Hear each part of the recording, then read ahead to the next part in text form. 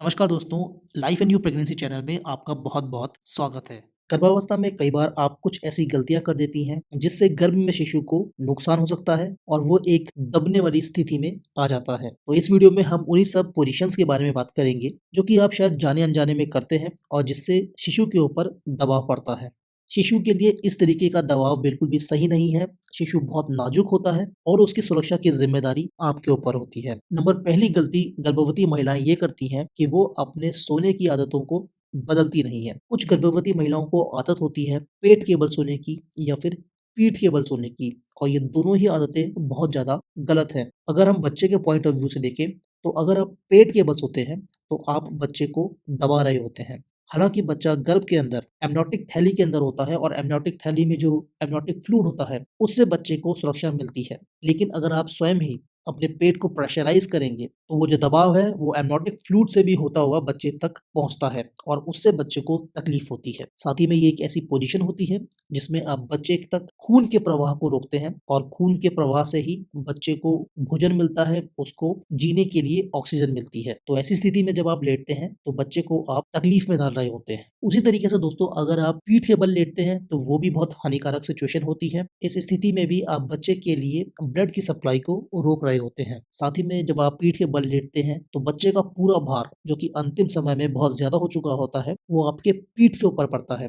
और जिससे कि आपको पीठ दर्द की समस्या होती है। तो दोस्तों ये दोनों ही पोज़ीशन गलत होती हैं और अगर आपको इन पोज़ीशन में सोने की आदत है, तो इसको आप बदल लीजिए। ये बच्चे के पॉइंट ऑफ व्यू से बिल्कुल भी सही नहीं मानी जाती है। इस समय पे आपको करवट लेके सोना चाहिए। सबसे बढ़िया रहता है कि आप बाईं ओर करवट लेके सोएँ, जिससे कि आपके शरीर के अंदर ब्लड फ्लो अच्छी तरीके से हो, बच्चे तक संपूर्ण मात्रा में रक्त पहुँचे, उसको साँस लेने में तकलीफ ना हो, उसके पास ऑक्सीजन भी अच्छी मात्रा में पहुँच रही हो और इससे फिर बच्चे का विकास में भी कोई बाधा नहीं आती है। बच्चे को कोई तकलीफ नहीं होती है, उसके ऊपर कोई भी प्रेशर नहीं पड़ता है। हालाँकि बहुत लंबे समय तक एक ही पोज़ीशन में सोना भी संभव नहीं होता है। उसके लिए आप जभी भी असहज महसूस करें, तो आप अपनी पोज़ीशन को चेंज करके दाईं ओर करवट लेके सो जाएँ। लेकिन ज़्यादा आपको कोशिश यही करनी है कि आपको बाईं करवट लेके ही सोना है। बाईं करवट और दाईं करवट इस तरीके से अगर आप सोते हैं, तो बच्चे को गर्भ के अंदर कोई भी तकलीफ नहीं होती है। इसके अलावा दोस्तों आपको कपड़ों का चुनाव भी सही करना है। मतलब कि गर्भावस्था में आपको एकदम ढीले-ढाले कपड़े पहनने चाहिए,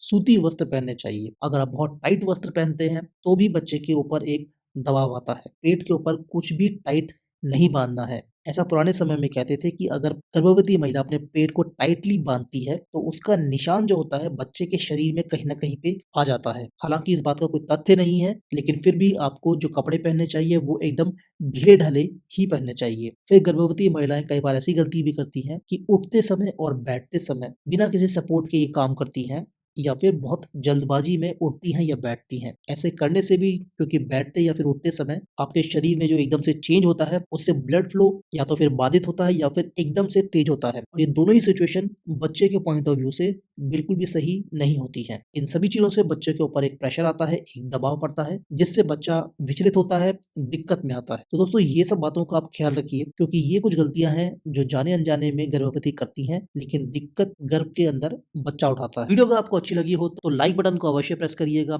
अभी तक अगर आपने हमारे चैनल को सब्सक्राइब नहीं किया है तो वीडियो के नीचे लाल रंग में लिखा हुआ सब्सक्राइब का बटन दबाएँ और उसके साथ ही में छोटी-सी घंटी दबा के अपने सारे नोटिफ़िकेशंस इनेबल कर लें ताकि हम जब भी कोई वीडियो डालें तो आपको नोटिफ़िकेशन तुरंत मिल सके और आप कोई भी प्रेगनेंसी से रिलेटेड वीडियो मिस ना करें। तो चलिए दोस्तों मिलते हैं अगली वीडियो में, तब तक के लिए नमस्कार।